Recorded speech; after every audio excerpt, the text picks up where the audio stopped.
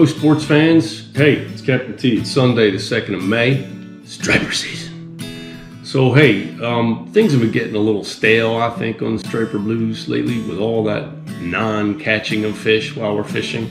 So I figured I would delve into something that's been, enabled me to live a happy and successful life, and those things are the fruit of the Spirit. In case any of you all weren't watching, at the end of last several of Captain T's videos, you'll see some Bible quotes, and this one in particular that I'm referring to is from Galatians. So Galatians 5:22-23. But the fruit of the Spirit is love, joy, peace, forbearance, kindness, goodness, faithfulness, gentleness, and self-control. Against such things there are no laws. So we're going to focus on that one word, forbearance, for today's lesson. We'll do each one of them in successive videos. But for this one, it's about forbearance. And one of the ways to describe that word forbearance in terms of its definition is patience.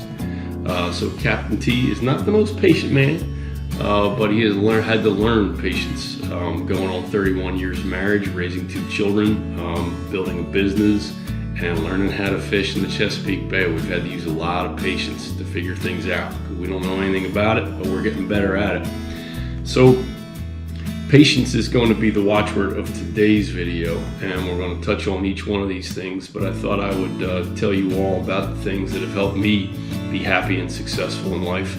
And I believe that I am one of the happiest, one of the luckiest fish bums on the face of the earth. But patience is key, sports fans. So let's talk about patience, all right? So come along with me.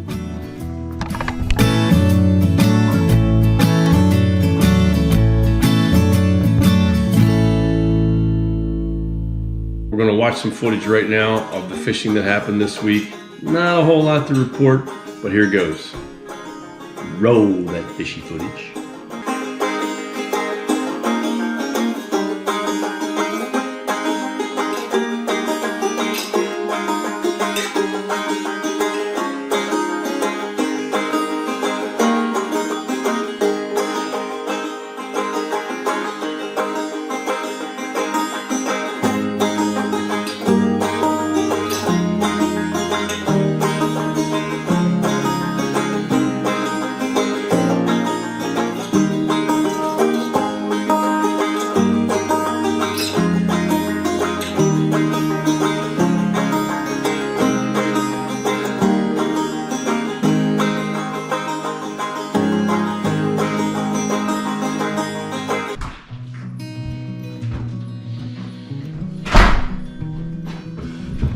Well, did you enjoy that? I hope so.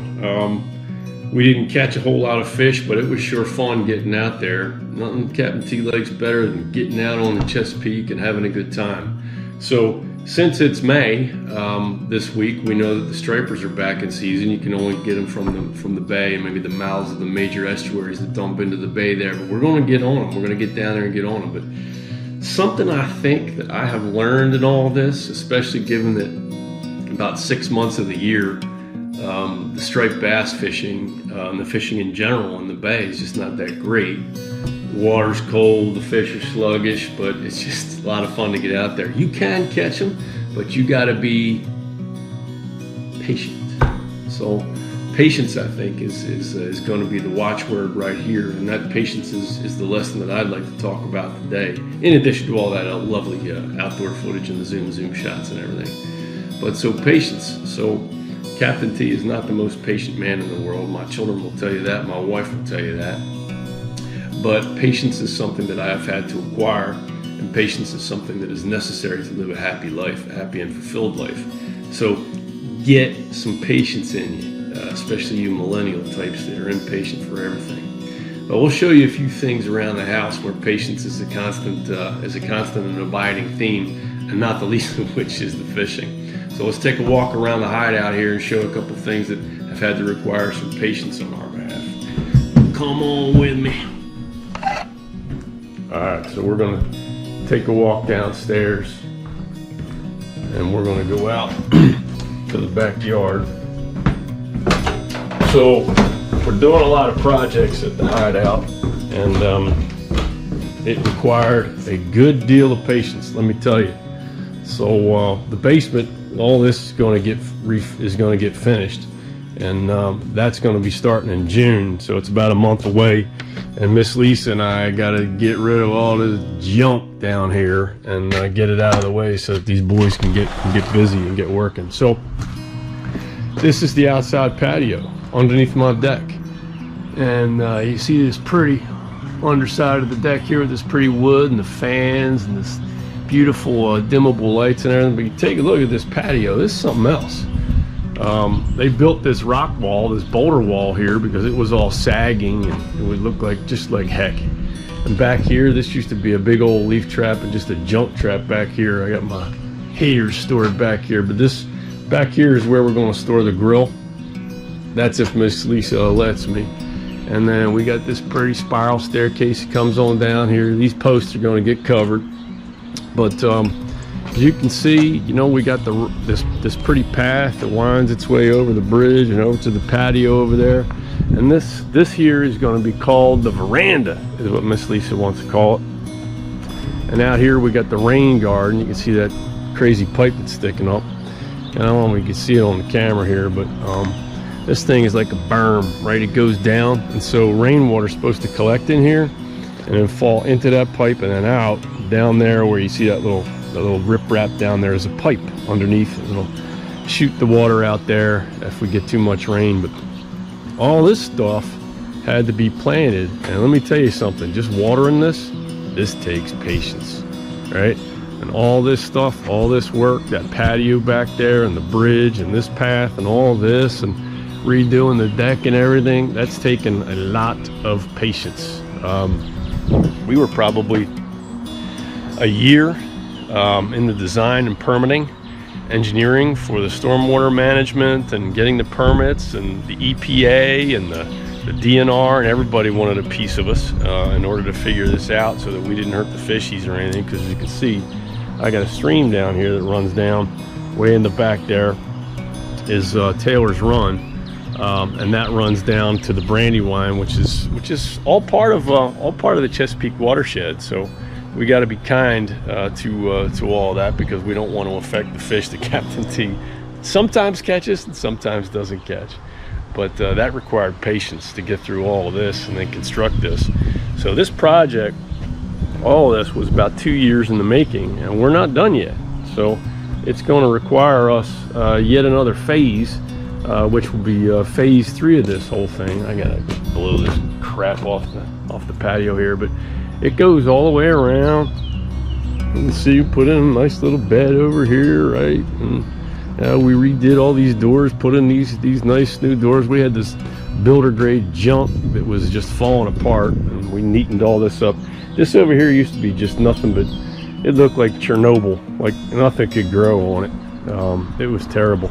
I don't think the dogs peed on it or anything when they were still around, but we sure as heck had a heck of a time, you know, managing that and making it pretty. But it's gorgeous. We're absolutely incredibly psyched about it and proud of it, but we still got a long way to go. That takes patience. So, and I don't care how much money you got, I don't care, you know, what kind of resources you have, but we're working on this house. We got to live in this house. So, you know, you got to be patient with the phasing of it and how it gets done. I mean, if you're wealthy enough to afford another home to go live in it, but if you're not here to make decisions, shame on you, because things are going to go sideways on you fast. So let me show you something else that takes a whole lot of patience. Come on with me. Up out of the bowels of the hideout, back into the kitchen.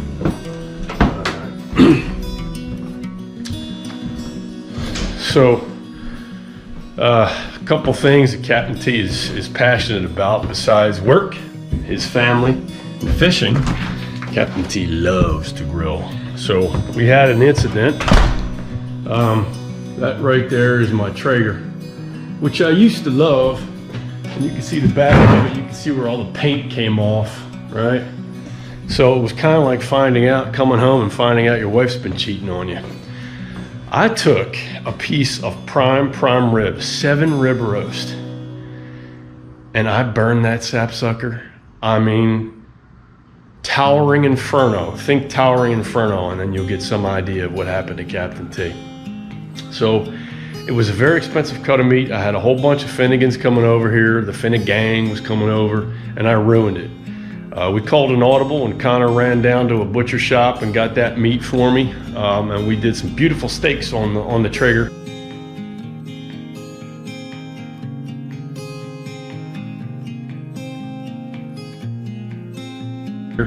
But that Traeger is not long for this world, I tell you. So we did the next best thing. We got a new wife. So there it is. This here is called the Kamado Joe. This is called the Big Joe. It took some patience to figure this all out. And then we bought this thing from an Amish boy. I think his name is David Esch. And David is a wonderful guy. And I'm going to make sure that he gets a shout out in all this. Connor and I had to lift the Kamado on top of that stand that I built. You can see all the debris over here I got to get rid of. But this thing, we're going to have its maiden voyage today, and we're going to do some smash burgers and some steaks on it. But it is like solid, thick ceramic, and it holds the heat real well. But it's a different kind of cooking than I was used to with the pellet grill. And yeah, it's going to take more patience. And you got these nice little doohickeys on the side here. So you can put your sauces and rest your meat there, and your utensils and everything like that. Finally had it. There we go. So this thing weighs over 400 pounds, and Captain T needed Connor good strong back in order to hoist it and put it into the stand and kind of wheel it around. I cannot even get it over the edge. Back up over the edge of the driveway here. It's got a lip, not the driveway, the garage slab. It's got a lip here and a lip here down into the blacktop. Getting it out, no problem. Getting it back, no dice. So we got to employ some Irish ingenuity here, and we're going to get a little ramp made up. But we're in the process of trying to convince Miss Lisa that the best place for it is going to be downstairs on the veranda. So the one away in the way back is called the patio, and then you come over the bridge to Terabithia, as the kids call it, and then you come out here to the veranda, and that's where we're hopefully going to make it its home. But this sapsucker is just too big for Captain T with my bony old butt to try to like hoist it up and down and all that. I'm not going to make Miss Lisa have to come out here and help me, because if she gets hurt, I would never forgive myself. So that's what we got. We got to be patient, right? We got to learn how to cook on this rascal, but we're going to get that wood smoke, which we've been dying to have the wood smoke in our cooking. And that's the best way to eat good meat. And we eat meat around here, sports fans. We are not vegetarians, no suck. We are definitely, absolutely, positively carnivorous in the Finnegan household. So that's the lesson of the day, sports fans. Patience. You got to be patient. You got to wait your turn. You got to figure things out. You got to take your time. You got to weigh your options and circumstances, and you got to figure all that out. But patience is the only way for you to lead a truly happy life. There are a lot of other ways to lead a truly happy life, and maybe I can get into some of those later. But the lesson of this week is going to be patience. Captain T has had to learn patience on the Chesapeake Bay, figuring out these fish, and then I'll use the off seasons when we're not fishing hard and catching lots of fish to figure out better ways to do it, where they're hiding out in the off seasons, and how to be a better fisherman, how to get better at what I do. So meanwhile, we've had to exercise patience around here at the homestead, at the hideout, to get our projects done and beautify our home, which we love. We raised our babies here, so they're going to stay. Captain T is coming out feet first from the hideout one of these days when I'm old, I hope. So, and we're going to have to exercise patience in learning how to cook on this new Kamado Joe grill. So that's it. That's the sum total of this week's lesson and this week's fishing.